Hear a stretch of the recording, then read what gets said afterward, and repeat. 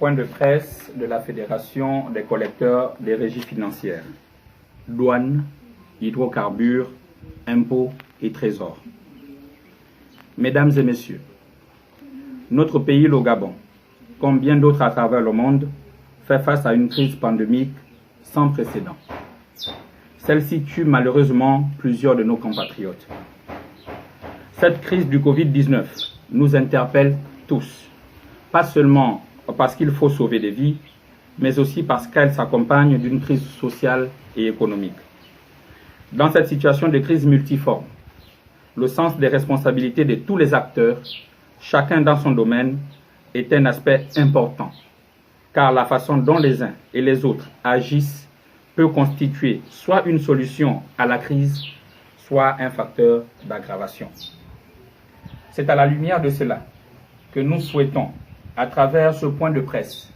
édifier l'opinion nationale et internationale sur la situation sociale au sein des administrations des ministères de l'économie, notamment aux impôts, à la douane et au trésor, et au sein du ministère du pétrole et des hydrocarbures, notamment à la direction des hydrocarbures, et les agissements pour le moins discutables de certains membres du gouvernement dont les actions, les décisions et l'attitude de provocation contribuent à jeter de l'huile sur le feu. C'est donc en toute responsabilité et à raison que nous avons décidé de nous tenir face à vous, hommes des médias, pour dénoncer avec la dernière énergie les errements d'un partenariat qui s'apparente à un contrat léonin au profit du seul gouvernement de la République. Oui, mesdames et messieurs, vous le savez, l'action syndicale dans les services publics au Gabon est encadrée par des textes juridiques qui font des organisations syndicales des partenaires sociaux avec lesquels les administrations et le gouvernement doivent travailler dans le cadre d'un dialogue social transparent et sincère. Dans un contexte difficile où les administrations financières et pétrolières sont appelées à jouer un rôle plus accru dans le cadre de la mise en œuvre des mesures de résilience pour la relance de notre économie, cette exigence de dialogue, de transparence, de sincérité et de franchise est encore plus élevée. Nous sommes malheureusement au regret de constater que le gouvernement, ou plutôt certains de ses membres, opposent à la volonté de dialogue et de sincérité des partenaires sociaux que nous sommes la violation systématique des engagements qui ont permis d'apporter la justice, l'équité et la paix sociale, ainsi que l'amélioration des conditions de vie des agents publics des différentes administrations que nous représentons ici. Alors que le dialogue social constructif et permanent a été inscrit sur l'agenda du gouvernement parmi ses priorités, nous constatons que nous sommes loin de cet objectif, car depuis que le chef de l'État a déclaré la guerre au coronavirus, cette pandémie est devenue le prétexte qu'on met à toutes les sauces pour ne pas respecter les engagements. C'est bon? Alors que le dialogue social, constructif et permanent, a été inscrit sur l'agenda du gouvernement parmi ses priorités, nous constatons que nous sommes loin de cet objectif, car depuis que le chef de l'État a déclaré la guerre au coronavirus, cette pandémie est devenue le prétexte qu'on met à toutes les sauces pour ne pas respecter les engagements du gouvernement vis-à-vis des agents publics, et ce, au mépris de la quiétude et de la sérénité tant souhaitées par les plus hautes autorités du pays, en tête desquelles le président de la République, chef de l'État. Rappelons à toutes fins utiles qu'en 2017, sur instruction du président de la République, chef de l'État, une commission bipartite avait été mise en place pour ramener la sérénité dans un secteur aussi stratégique que les régies financières, secouées à cette époque par des grèves à répétition qui ont eu un impact fort négatif dans la collecte des deniers publics. Au terme des travaux de cette commission qui a finalement duré 2 ans au lieu de 3 mois, un certain nombre d'engagements avaient été pris de commun accord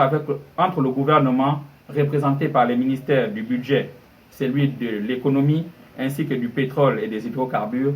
et les partenaires sociaux des régies financières. Mais force est de constater qu'à l'épreuve des faits,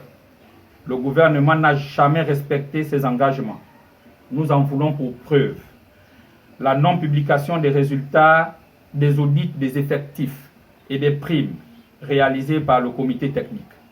la distribution unilatérale par le gouvernement des bons de caisse, des doublons, des homonymies et des situations irrégulières commises par le comité technique, le recrutement et autres remplacements numériques au mépris des recommandations du comité technique au profit d'une gestion efficiente des ressources humaines dans les régies financières,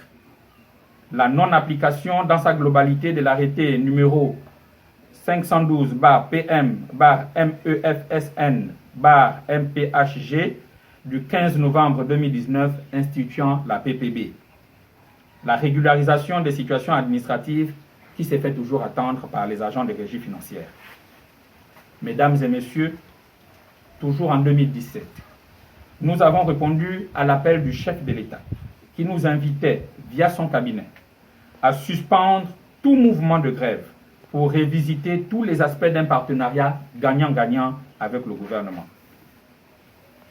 C'est fort de cela qu'en mars 2019, les fils du dialogue avaient été rompus entre le gouvernement et les partenaires sociaux des régies financières.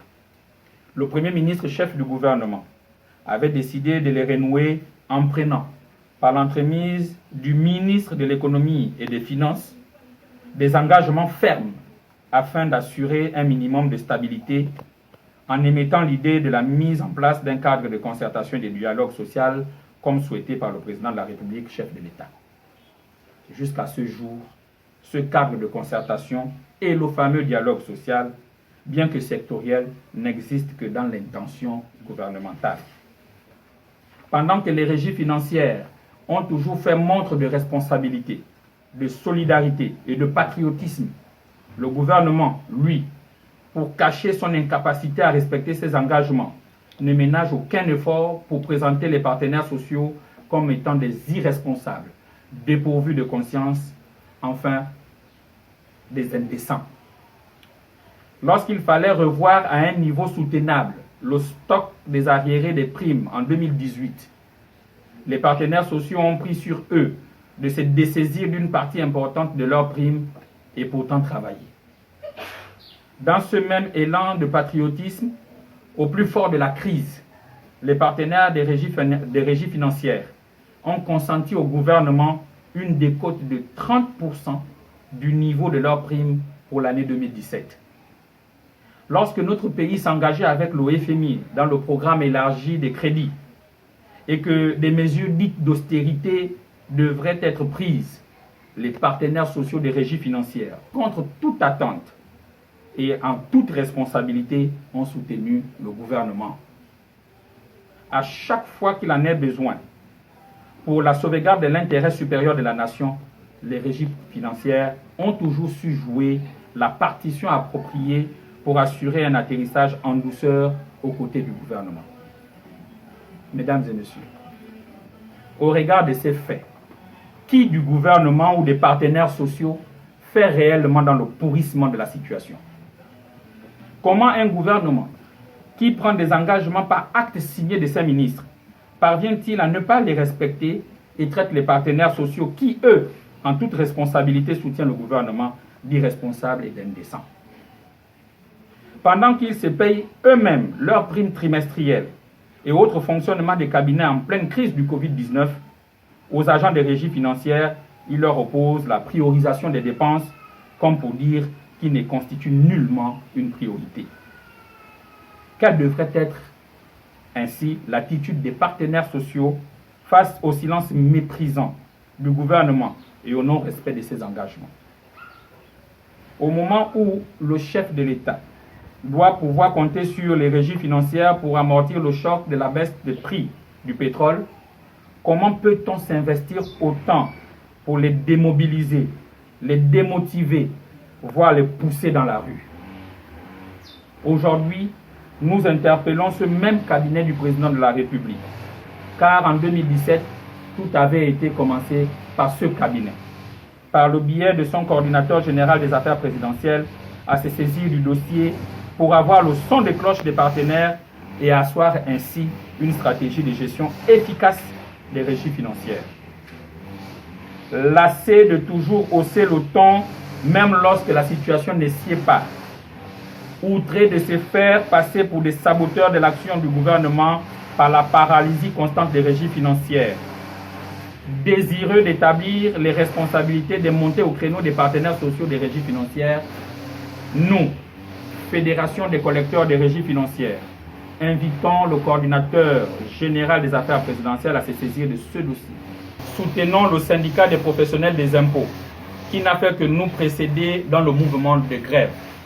Raison pour laquelle nous appelons solennellement les agents des directions générales suivantes: impôts, douanes, trésors et hydrocarbures,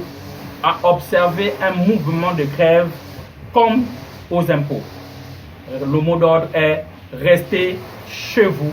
jusqu'à la fin des négociations. Nous demeurons ouverts au dialogue parce que nous croyons en ses vertus. Ensemble, dans un partenariat franc, sincère et responsable, érigeons les pierres de notre édifice commun et pour un Gabon prospère. Je vous remercie.